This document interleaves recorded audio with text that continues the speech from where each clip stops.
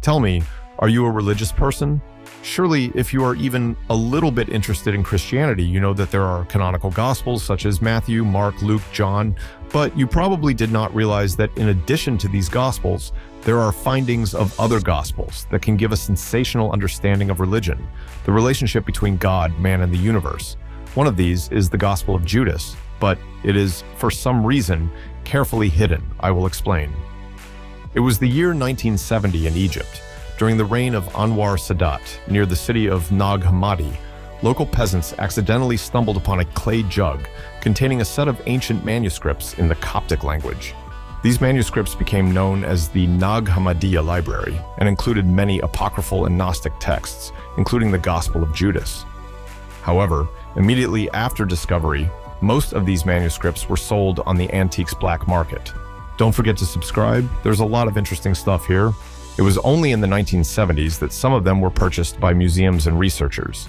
In 1983, a private collector acquired the Gospel of Judas, but this ancient text remained privately owned and virtually unknown to the general public for nearly 20 years. By the way, write in the comments about which non-canonical Gospels you have heard and what you think about them. It will be interesting to read. It was only in 2001 that a group of scholars managed to gain access to the Gospel of Judas and begin to carefully study it. In 2006, this unique document was finally published and presented to the international community. But why was this information carefully hidden? This gospel, dating from about 280 AD, contains an alternative version of the relationship between Jesus and Judas Iscariot. According to the text, Judas was Jesus' closest disciple and confidant. Moreover, Jesus asked Judas to betray him so that he could complete his earthly journey and ascend to God the Father. Thus, Judas is not a villain, but rather does the will of Jesus by fulfilling his mission. In the Gospel of Judas, Jesus explains to Judas that he is making a sacrifice to save mankind.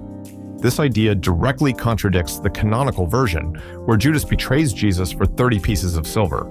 Instead, Judas appears as a faithful disciple, doing the will of his teacher.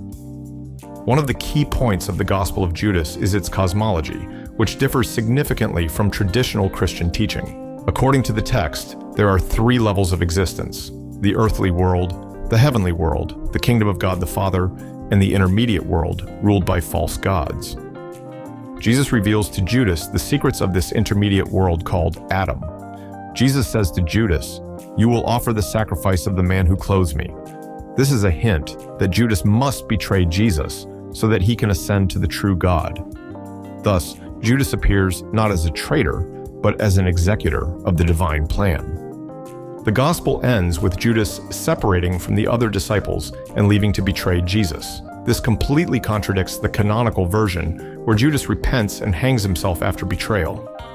The Gospel of Judas has caused much controversy and debate in the Christian world.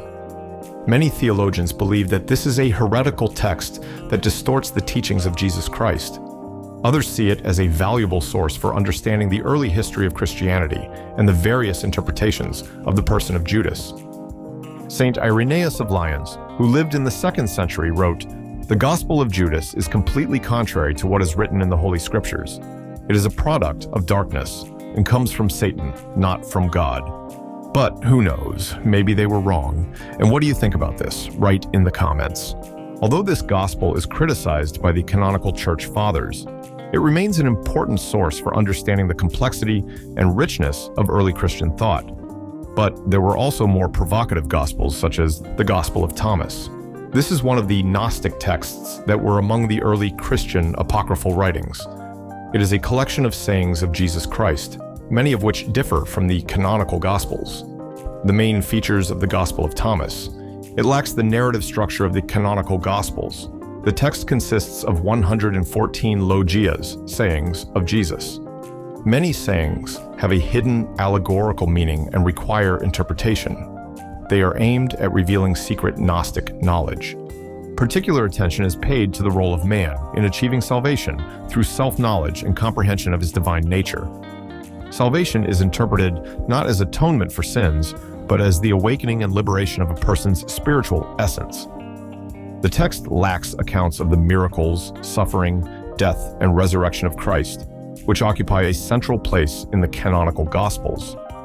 Overall, the Gospel of Thomas represents a Gnostic view of the teachings of Jesus that differs from the Orthodox Christian understanding. Its appearance testifies to the diversity of trends in the early Christian tradition. The Gospel of Mary. This is another apocryphal text from among the early Christian Gnostic manuscripts discovered in Nag Hammadi, Egypt, in 1945. The contents of this gospel are as follows. The text is a dialogue between the resurrected Jesus Christ and his disciple Mary Magdalene and the other apostles. The focus is on spiritual knowledge and overcoming the fear of death through understanding the true nature of man. Mary is portrayed as Jesus' closest disciple, to whom he entrusts special secret knowledge about the nature of the soul and the structure of the universe. In the dialogue, Mary tries to dispel the doubts and fears of the disciples, convincing them that real salvation lies in knowing the spiritual essence of man. Much attention is paid to the condemnation of the materialistic worldview and the need to acquire Gnostic knowledge to achieve salvation. The text does not contain narratives about the earthly life, death, and resurrection of Christ, characteristic of the canonical Gospels. In general, the Gospel of Mary reflects Gnostic ideas about enlightenment and liberation of the spiritual principle in man, which are very different from Orthodox Christian doctrine. Gospel of Childhood. This is one of the apocryphal texts related to the childhood of Jesus Christ. Its content differs from the canonical Gospels of the New Testament. The narrative covers the period from the birth of Jesus to the age of 12, while the New Testament says virtually nothing about Jesus' childhood. The text contains many miraculous and supernatural episodes associated with Jesus as a child. In the childhood gospel, Jesus is portrayed as a miraculous child, capable of performing miracles and punishing those who offend him. Cases are described when little Jesus revives clay birds, heals the sick, punishes offenders, and amazes teachers with his wisdom. The emphasis is on demonstrating Jesus' supernatural abilities as a child, which emphasizes his divine nature. The text also contains some information about the childhood of the Virgin Mary and Joseph, the parents of Jesus. In general, the infancy gospel represents additional legendary and apocryphal traditions that were not included in the canonical text of the New Testament, but reflect popular stories about the miraculous childhood of Jesus Christ. The Gospel of Nicodemus, also known as the Acts of Pilate, is an apocryphal text that tells the story of the passion, death, and resurrection of Jesus Christ. Its main content can be characterized as follows. The text consists of two parts, the Acts of Pilate and the descent into hell. The Acts of Pilate describes Jesus' trial, crucifixion, and burial from the perspective of Nicodemus and other witnesses. This part contains details not found in the canonical Gospels. The descent into hell tells how, after death, Christ descended into hell to free the souls of the righteous who had languished there since the fall of Adam and Eve. The text presents a dialogue between Christ and Adam, Isaiah, and other prophets, and contains details about their liberation. It is especially emphasized that Christ defeated death and the devil, opening the gates of heaven for the righteous. The Gospel of Nicodemus contains apologetic motives that justify the actions of Pilate and recognize the divine nature of Jesus. In general, this gospel complements the canonical narrative about the last days of Christ's earthly life and his deeds in the other world, reflecting popular ideas in the early Christian environment. Gospel of Truth. This is one of the Gnostic texts found in Nag Hammadi in 1945. Its content differs significantly from the canonical Gospels of the New Testament. The main theme of the Gospel of Truth is knowledge of the true nature of God and salvation through this knowledge. The text does not tell the story of the life, death, and resurrection of Jesus Christ as presented in the canonical Gospels.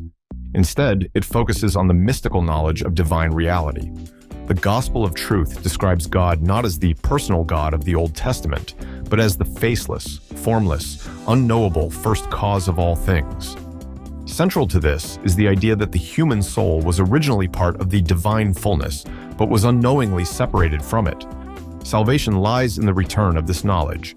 The text is strongly philosophical, mystical, and allegorical in nature, using symbolic imagery and metaphors to express its ideas. The Gospel of Truth does not contain any details about the historical life of Jesus. Instead, Jesus appears as the embodiment of the divine word, bringing knowledge of God. In general, the Gospel of Truth is a clear example of Gnostic literature. reflecting the worldview of the early Christian Gnostic sects, for which mystical knowledge was more important than historical accuracy. These and many other apocryphal texts reflect the diversity of the early Christian tradition and attest to the wide range of interpretations of the life and teachings of Jesus Christ. Although they are not part of the New Testament, these Gospels continue to spark the interest of scholars and believers to reflect on the diversity of Christianity,